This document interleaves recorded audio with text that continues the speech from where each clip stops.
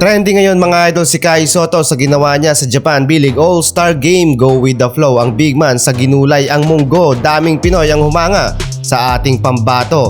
Pinakita ng mga Asian imports sa Japan B-League lalo na ang mga Pinoy hoopers kung sino ang hari pagdating sa basketball.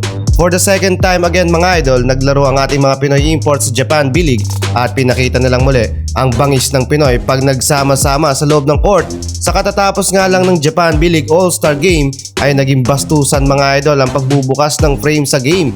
Ikaw ba naman sinalangan agad ng Asian imports ng first 5 na puro big man? Literal nagulat mga idol ang mga Hapon sa nangyari. Nagpakitang gilas ding muli mga idol si Terdy Ravenna sa alley-oop dunk. Matatandaan mga idol ilang araw ang nakalipas naging trending sa social media ang ginawa niyang mala Superman daw na dakdak.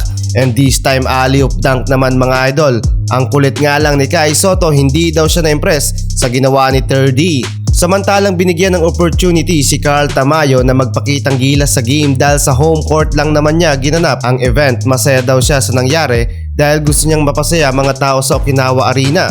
Nagtapos mga idol ang game sa score na 115 to 127 in favor sa ating mga kababayan. Carl Tamayo to lead the team with 18 points, samantalang kumana naman si Abarrientos ng 5 points and 10 assists. And here we go again mga idol, ang tradisyong ginagawa ni Bobby Ray Parks Jr. after manalo ng team kasama ang mga Pinoy hoopers, group pictures, and this time kasama naman ang iba pang Asian imports ng Japan B-League. Samantalang trending ngayon mga idol sa social media si Kai Sotto dahil sa ginawang play na ito na umabot na ng 12,000 reacts sa social media account ng Japan B-League officials sa Instagram.